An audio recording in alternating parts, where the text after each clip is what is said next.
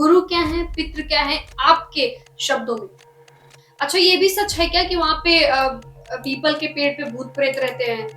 विज्ञान तो खुद भगवान ने ही रचा है, तो कैसे समझ में नहीं आती? ये पितृदोष क्या होता है? श्री राम की नगरी से आते हैं, उनके आराध्य की पूजा करने लगे।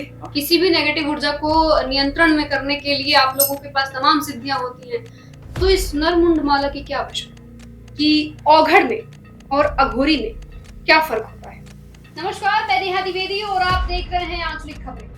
इसके आगे देखिए, जो आपने भस्म लपेटने की बात की, शरीर पे आप लोग भस्म लपेटते हैं, इसके पीछे क्या तथ्य है? भस्म, क्योंकि कहीं ना कहीं जो इस बीच में एक और सवाल रहेगा, वो जो जटाएं दिखती हैं, विशाल एकदम विकराल सी दिखती हैं जटाएं, बड़ी बड़ी जटाएं, कुछ ऐसे नहाते भी नहीं ऐसा कहा जाता है, सत्य है क्या ये? इसके पीछे क्या कुछ प्रक्रिया है? तो अब जहाँ पे भाई बात इसकी चिता भस्म अपने शरीर पर क्यों लगा, तो चिता भस्म लगाने के पीछे का कारण है कि चिता भस्म पंच महाभूत वायु अग्नि जल पृथ्वी आकाश, इनका एक भाग है, धरती का तत्व। अब जब कहीं ना कहीं अगर हमें धरती माता से बहुत सारी कृपा लेनी है, बहुत सारी जी, तो चिता भस्म अपने शरीर पर लगाते हैं।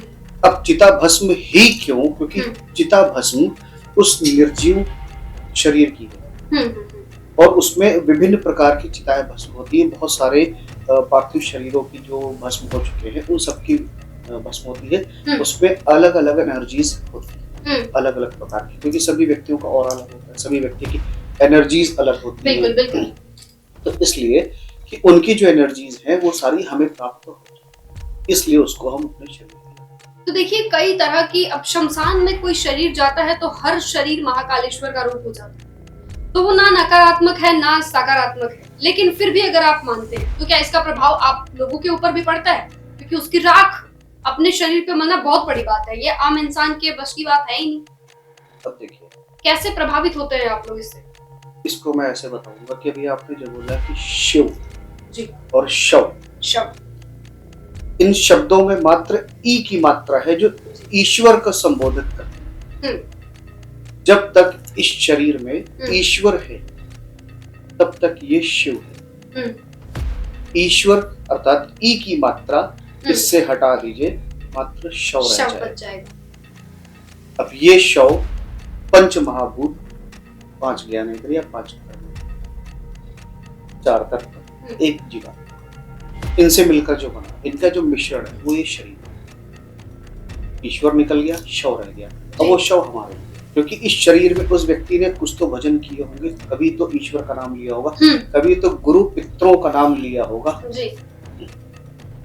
तो इसलिए जहां पर बात आती है तो कुछ तो भजन किए होंगे, कुछ तो उसके पुण्य होंगे। अब उसके शरीर को हम, उसकी भस्म को हम अपने शरीर पर लगा रहे हैं। लगाने के बाद में अब ऊपर वाले से, हमारे स्वयं सरकार जी से ये प्रार्थना होती है कि जिस व्यक्ति की जो शव की भस्म हमने अपने ऊपर लगा रखी है, संभव हो तो उसे आप मोक्ष प्रदान करिए, और अगर लगता है कि इसके कुछ कर्म बाकी रह गए हैं, कुछ विशेष क्रियाएं इसकी बाकी रह गई हैं, तो उसे फिर से उचित स्थान पर आप इसको जन्म दीजिए, पुनर्जन्म दीजिए, जिससे कि ये अपने बचे हुए कार्यों को सुचारू रूप से आरंभ कर सके जी। ये है। और देखिए, इन सारे वाक्यों एक तथ्य है जो बहुत अलग है समाज से, इसीलिए आप लोगों को अलग माना जाता है, क्योंकि आप लोग औघड़, और आपने जो एक प्रोसेस बताया अघोरी का, जो आप लोग ये तमाम चीजें करते हैं, मुंडमाला पहनते हैं, चिताओं के राख को शरीर पे मलते हैं, तो क्या ये डर की शुरुआत, डर नहीं लगता कभी?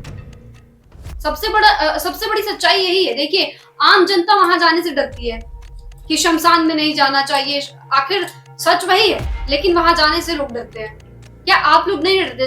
जब इस प्रोसेस की शुरुआत हुई होगी, जब आपने शुरुआत की होगी, तो कुछ तो मन में डर रहा होगा। छोटे थे ना, तो फोकस में, तो अचानक से इतने निर्भय कैसे हो गए?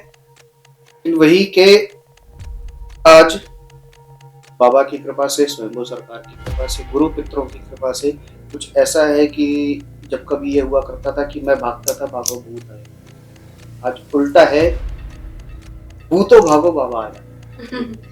सिर्फ कहीं ना कहीं हमारे गुरु पितरों का ये इच्छा रही होगी, हमारे पूर्वजों की ये इच्छा रही होगी कि भाई मैं सशक्त बनूं, और आने वाले समय में दीन दुनिया को, क्योंकि अवगढ़ जल्दी से समाज में नहीं जाता, लेकिन मैंने इस पीढ़ी को उठाया कि अगर हम साधु संत अवगढ़ अगर आज हम समाज में नहीं निकले तो जो वर्षों से सदियों से मुझे ऐसा लग रहा बहुत पुराने समय से कि जब से ये प्रथा चली आ रही है कि किसी ना किसी तरह से लोगों में गलत मैसेज भेजना, तो उन मैसेजों को सही करना, सही चीजें बताना, सही तरीका बताना, इसके लिए मैं समाज के सामने आया। मैं क्या कर सकता हूँ, मैं दीन दुनिया में आया, मैं पब्लिक के बीच में भी जाता हूँ, मैं सबको सही जहां तक हो सकता है मैं उनको वो सही रास्ते बताता हूँ, सही तरीके बताता हूँ। अब रही बात कि ये जब चीजें क्यों पहनी हो, इन सबसे डर क्यों नहीं, डर नहीं लगता। तो डर क्या होता है वो हमें नहीं पता, क्योंकि अंततः ही सब जानते हैं कि भाई डर अर्थात मर जाएंगे, और हमें पता है कि मौत अंत नहीं है जी, वो नए जीवन का आरंभ है। तो आरंभ से क्या डर? हाँ, मौत अंत है नहीं तो मौत से भी क्यों डरे? बस, तो बिल्कुल सही बात है। तो जब मृत्यु अंत नहीं है तो उससे क्या डरना? डर मात्र एक बात से लगता है कि अगर हमने किसी प्रकार का वचन दिया है या हम जो अपने कर्म कर रहे हैं हम अपने वचन से कभी ना फिरे, और जो हम अपने कर्म कर रहे हैं हमसे कोई भी ऐसा कुछ गलत कार्य ना हो कि जिसके लिए हम अपने स्वयं सरकार को अपना चेहरा नहीं दिखा सकें। एक सवाल रहेगा आपसे, उसके बाद से हम थोड़ा आपके निजी जीवन की तरफ भी बढ़ेंगे। सवाल आपसे यह है कि ये स्वयंभू सरकार कौन है?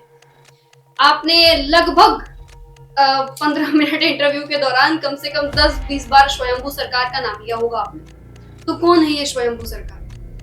जो कण कण में व्याप्त है वो है शिव जी, स्वयंभू। जो हर कहीं है वो है शिव, जो कहीं नहीं है अर्थात भगवान। भगवान नहीं होता। भगवान नहीं होता तो फिर स्वयंभू सरकार कौन है? वो हमारे गुरु, वही हमारे पितर है। तो क्या वो इस दुनिया में व्याप्त है? सर्वत्र व्याप्त है, यत्र तत्र सर्वत्र स्वयंभू सरकार। लेकिन वो आम जनता से तो छुपे हैं ना, सिर्फ आपको ही तो दिखाई देते हैं। ऐसा नहीं, एक बात, धरती पर मैंने भी जन्म लिया, आपने भी जन्म लिया जी, और कोई ऐसा भी व्यक्ति होगा, ऐसा भी जीव होगा, प्राणी होगा जिसने आज जन्म लिया, वो भी उतना सशक्त है जितना आप हैं, जितना मैं हूं। क्योंकि कभी भी स्वयंभू सरकार किसी के साथ में भेदभाव नहीं करते, कोई भिन्नता नहीं करते, वो सबको बराबर समान अधिकार देते हैं, समान अधिकार देकर के वो धरती पर भेजते हैं।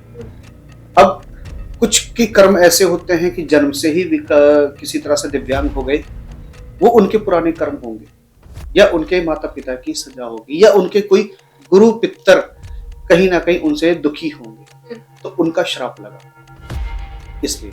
बाकी ऐसा कहीं कोई भेदभाव नहीं है, हम आप सारे एक बराबर हैं। तो लोग ऐसा क्यों कहते हैं कि इसके पूर्व जन्म का कर्म होगा जो इसको इस तरह का भगवान ने फल दिया है?